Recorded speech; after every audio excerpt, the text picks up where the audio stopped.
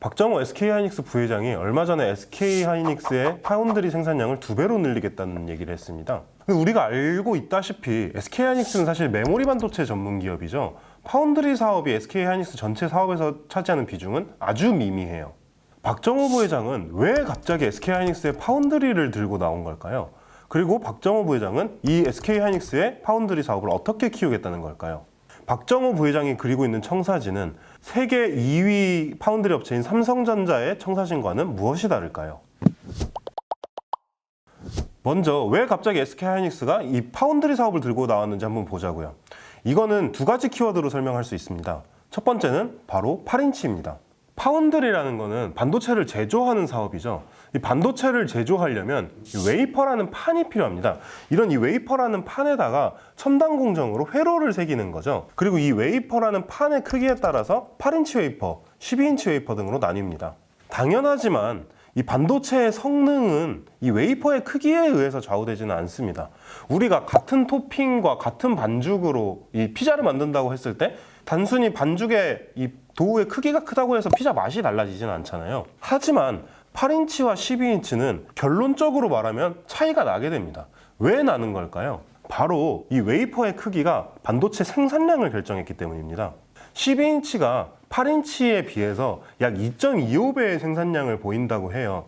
그렇다 보니까 커다란 대규모의 이 파운드리 기업들은 아무래도 이 12인치 웨이퍼에 점점 집중을 하게 되죠. 그리고 첨단 공정, 최첨단 미세 공정들은 이 12인치 웨이퍼에 집중이 되게 되는 거예요. 그러다 보니 상대적으로 8인치 웨이퍼에 사용되는 공정들은 레거시 공정이라고 불리는 옛날 공정들이 많이 들어가는 거죠. 그런데 여기서 재밌는 일이 일어납니다. 공정이 구식이고 옛날 공정이고 생산량이 낮다라는 이런 단점이 다품종 소량 생산이라는 그런 요구 하에서는 굉장한 장점으로 발현되기 시작한 거예요. 우리가 8인치 웨이퍼를 말할 때 주로 말하는 전력관리 칩, 그 다음에 디스플레이 구동칩, 차량용 반도체 이런 것들이 바로 이 다품종 소량 생산이 필요한 것들이거든요. 이런 반도체들을 생산할 때는 이 12인치 웨이퍼는 오히려 쓸데없이 비싼 기술이 적용이 돼서 쓸데없이 비싸져 버리는 결과가 나아진 거죠. 그런데 최근 4차 산업혁명 붐을 타고 이런 이미지 센서, 무선 통신칩 같은 거의 수요가 엄청나게 많이 발생했거든요. 그래서 사실 이 8인치 웨이퍼는 12인치 웨이퍼에 비하면 약간 밀려난 기술이어서 거의 사장대에 가는 그런 거였는데 갑자기 이 8인치 웨이퍼의 수요가 엄청나게 많이 늘어난 거죠. SK하이닉스가 노리고 있는 것이 바로 이 시장입니다.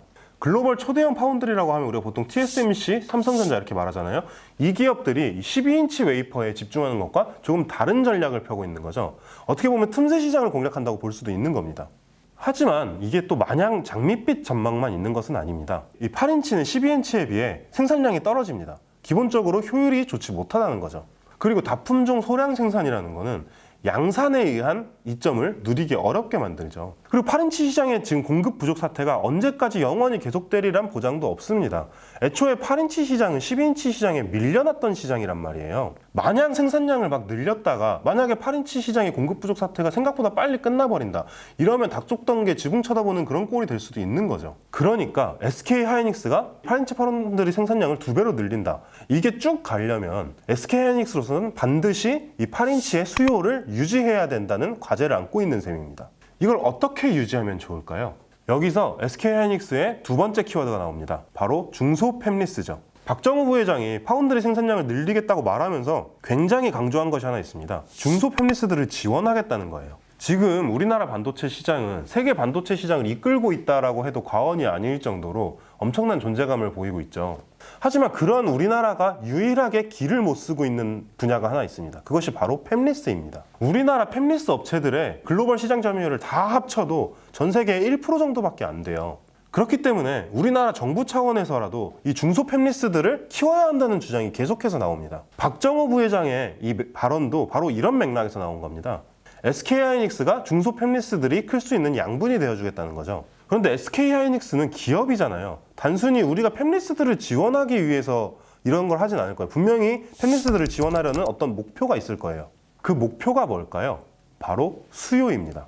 현재 8인치 반도체 수요는 대부분 중국에서 발생하고 있습니다. 그래서 SK하이닉스도 사실 청주에 있던 8인치 반도체 파운드리 공장을 지금 중국으로 옮기는 작업을 하고 있거든요. 하지만 아까 이야기했듯이 지금처럼 이렇게 8인치 수요가 계속된다는 보장이 없습니다. 특히 중국은 반도체 굴기를 계속해서 외치고 있는데 지금 전 세계가 자국의 반도체 유통망을 외치고 있는 상황에서 중국이 자국의 파운드리 기업을 육성하기 위해서 이 8인치 수요를 그쪽에다 몰아줄 가능성도 배제하기 힘들죠. SK하이닉스가 8인치 반도체 이 공급 부족의 수혜를 언제까지 누릴 수 있을 거다, 이렇게 장담하기가 굉장히 어려운 상황이란 뜻입니다. 이렇게 통제 불능인 8인치 반도체 시장을 SK하이닉스의 어느 정도 통제 안으로 끌고 오기 위한 SK하이닉스와 박정호 부회장의 답이 바로 국내 중소 팹리스 육성이라고 볼 수 있습니다. 우리나라의 팹리스 기업들을 키워내서 이 8인치 파운드리 수요를 확보해야 된다는 거죠. 박정호 부회장의 발언에서도 이런 것을 읽을 수 있습니다. 박정호 부회장은 4월 21일 서울 코엑스에서 열린 월드 IT쇼에서 이렇게 얘기했습니다. 국내 팹리스 업체들에게서 TSMC 기술 수준의 파운드리 서비스를 해주면 좋겠다는 요청이 있었고 이에 공감한다. 파운드리에 더 투자해야 한다. 국내 팹리스들에게 대만 TSMC 수준의 파운드리 서비스를 제공하면 이들 기업은 여러 기술 개발을 해낼 수 있다. 그런데 여기서 의문이 생깁니다. 이 중소 팹리스들이 꼭 SK하이닉스의 수요가 된다는 보장이 있나? 그 수요가 삼성전자한테 간다면 어떨까요? 그 해답은 아까 말했던 이 8인치 웨이퍼와 12인치 웨이퍼의 차이점에서 찾을 수 있습니다. 이 12인치 웨이퍼는 중소기업들에게는 쓸데없이 비싼 첨단 공정이 들어가서 이 가격도 쓸데없이 비싸져 버린, 어떻게 보면 오버스펙의 이런 웨이퍼란 말이에요. SK하이닉스 관계자는 이렇게 저에게 얘기를 하더라고요. 우리나라 중소 팹리스 업체들이 파운드리를 맡길 곳이 없다. 첨단 공정은 대부분 퀄컴이나 엔비디아, AMD 등 글로벌 리더급 팹리스 회사들의 무대다. 실제로 이건 중소 팹리스 회사들에서 계속 제기하고 있는 불만입니다. 어떤 중소 팹리스 업체의 대표는 한 언론사에 보낸 기고문에서 이렇게 얘기하기도 했어요.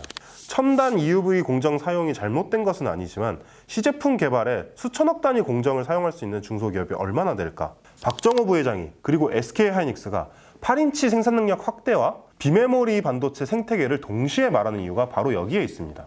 국내 시스템 반도체 시장이 팹리스들의 무덤이라고 불릴 정도로 우리나라의 팹리스 경쟁력이 너무 뒤처져 있다. 이 업체들에게 적정한 가격과 적정한 수준의 파운드리를 제공하면서 중소 팹리스를 키워내겠다. 그렇게 중소 팹리스를 키워내면 그 팹리스들은 SK하이닉스의 수요를 유지시킬 수 있는 마르지 않는 샘물이 될 것이다. 그런데 이 생태계 육성이라는 게 뜬구름 잡는 소리로도 들리잖아요.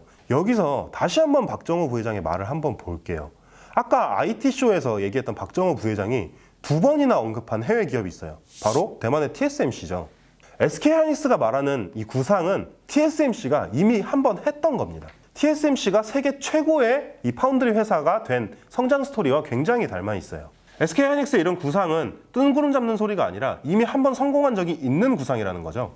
대만은 우리나라와 다르게 이 세계에서 알아주는 팹리스 강국입니다. 모바일 AP 세계 점유율 1위인 미디어텍이 바로 대만 회사죠. 그리고 우리가 인터넷에서 되게 아름다운 미라면서 많이 나오는 AMD의 리사수 누나, 엔비디아의 젠슨 황 형님, 이분들이 또 다 대만 출신이란 말이죠. 대만은 어떻게 팹리스 강국이 될 수 있었을까요? 이 해답이 바로 TSMC에 있습니다. TSMC는 정부가 발벗고 나서서 육성한 기업이에요. 그리고 대만 정부의 목표는 단순히 TSMC만 키우는 게 아니라 이 TSMC를 양분으로 해서 이 팹리스 기업들을 키우는 것도 목표에 있었거든요. TSMC는 전 세계에서 파운드리 사업을 가장 먼저 시작했어요. 대만의 팹리스 기업들도 TSMC와 함께 동반 성장했던 거죠. 안기현 한국반도체협회 상무는 한 언론과 인터뷰에서 이렇게 말했어요. 세계에서 파운드리를 가장 먼저 시작한 게 대만이다. 그리고 팹리스들이 크기 위해서는 제조를 담당할 파운드리가 필요했기 때문에 팹리스들도 컸다. 결국 TSMC가 팹리스들을 키운 것이다. 실제로 TSMC는 지금도 중소고객사 관리들을 굉장히 잘해주기로 이름이 높습니다. 이 대만 TSMC의 고객사는 무려 8,000곳이 넘는다고 해요. 결국 박정호 부회장의 생각은 SK하이닉스가 이 TSMC의 전례를 따라야 된다, 이렇게 볼 수 있을 것 같습니다. 첨단 공정에 주력하고 있는 삼성전자가 AMD, 퀄컴, 엔비디아 같은 이런 글로벌 대형 고객들의 수주를 맡는다면 이 소위 레거시 공정이라고 불리는 이런 거에 신경을 삼성전자가 못 쓰고 있는 도중에 SK하이닉스가 그런 것에 주력해서 우리나라 팹리스, 중소 팹리스 회사들이 파운드리를 자유롭게 쓸 수 있도록 만들어줘야 된다는 거죠. 현재 팹리스 시장의 성장세가 굉장히 무섭습니다. 시스템 반도체 시장은 2025년까지 약 375조 원 규모로 성장할 것으로 예측되거든요. 이 중에 약 60%가 팹리스라고 합니다. 아까 말했던 것처럼 우리나라의 팹리스 상황은 굉장히 좋지 않습니다. 하지만 성장 가능성까지 낮은 것은 아니죠. 국내 팹리스 기업 가운데 가장 덩치가 큰 실리콘웍스는 2020년에 연매출 1조 원을 넘겼습니다. 실리콘웍스는 최근에 이 주요 매출원인 디스플레이 구동칩의 이 고객사를 굉장히 공격적으로 늘려가고 있어요. 그리고 전력관리 반도체, 차량용 반도체 같이 사업 다각화도 진행하고 있죠. 마이크로 컨트롤러 전문 업체인 어보브 반도체는 가전용 반도체를 원래 생산하다가 산업용, 자동차용 마이크로 반도체까지 이 사업의 영역을 넓혀 나가고 있습니다. 이런 기업들 외에도 우리나라 이미 팹리스 시장에는 AD테크놀로지, 텔레칩스, 동훈하나텍 같은 현재 20개가 넘는 팹리스 기업들이 이미 존재하고 있어요. 성장성 있는 팹리스 기업들이 많다 보니 한쪽에서는 이런 성장성 있는 중소 팹리스들이 합종연횡, 이렇게 서로 M&A를 통해서 경쟁력을 키워나갈 수 있다, 이런 이야기도 나옵니다. 한국수출입은행이 2020년 12월에 발간한 시스템 반도체 산업 현황 및 전망이라는 보고서에 보면 한국 팹리스 시장의 가능성을 이렇게 보고 있습니다. 팹리스의 핵심 역량은 설계 인력으로 대규모 장치 투자가 필요하지 않으며 창업 지원, 수요 기업과 연계 강화 등이 이루어진다면 성장 가능성이 매우 높다. 적절한 투자가 진행된다면 얼마든지 크게 성장할 수 있다는 뜻이죠. 정부 역시 현재 1% 수준인 이 팹리스 전 세계 시장 점유율을 2025년까지 5%대로 올리기 위해서 여러 정책적 지원을 지금 시도하고 있습니다. 과연 박정호 부회장은, 그리고 SK하이닉스는 마치 대만의 TSMC가 그랬던 것처럼 우리나라의 국내 중소 팹리스들을 키우면서 SK하이닉스의 파운드리 사업도 동반 성장시킬 수 있을까요? 우리나라에서도 미디어텍, AMD, 그리고 엔비디아 같은 그런 기업들이 나오기를 바라봅니다. 오늘의 꽃구경은 여기까지입니다. 저는 다음 시간에 좀 더 재밌는 이야기를 들고 오도록 하겠습니다. 저는 돌아옵니다.